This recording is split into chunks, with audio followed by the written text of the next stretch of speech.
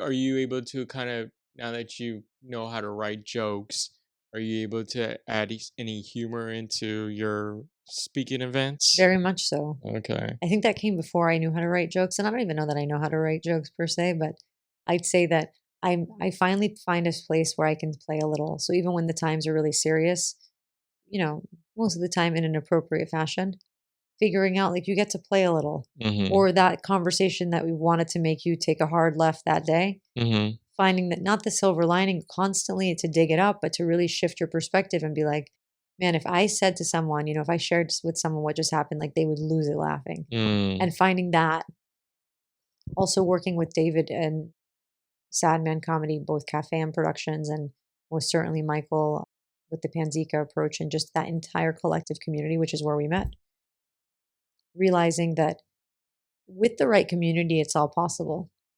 And again, it's not a codependent thing. It's like be in a room where people invite you to get curious, be in a room where people invite you to try new things, be in a room where it's not possible to look like a fool. Like you literally can't fuck it up.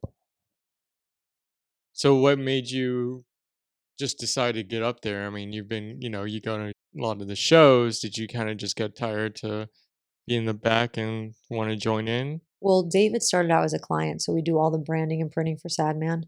When he just had his production company, I say just, but my God, really created like a beautiful, like wow, Oh yeah. it spearheaded a lot. And he's amazing.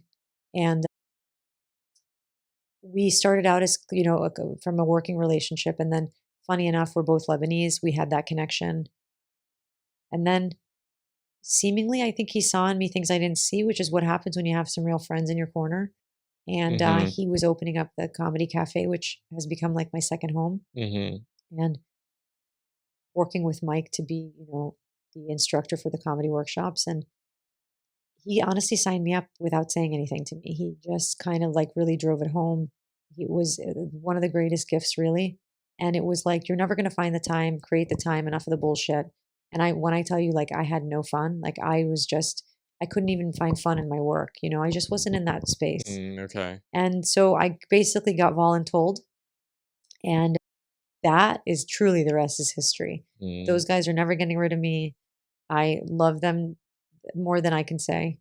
And it's proven to be a beautiful, beautiful platform for me to spearhead my businesses, for me to work in myself, for me to foster, new skills and confidence, and to also just let go of some shit. Mhm. And what better way to do it? Like, give me a mic. I'm making fun of my parents. Done. Yeah. Like, I don't, there's no boundary there. Yeah. I actually haven't got a chance to see you do stand up. Like, do you have like a 10 minutes now, or are you Yeah, still okay? about there. We'll Uh, find out tomorrow. are you doing 10 minutes? Yeah. Okay. Maybe I'll try to go to that show tomorrow night.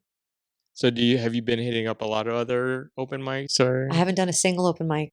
So between the work at the workshops and work in our businesses and stuff, Mhm. it's been chaotic, but I'm going to tell you that I am happy to publicize and manifest that I am going to start going to open mics at the Yeah. end of the month.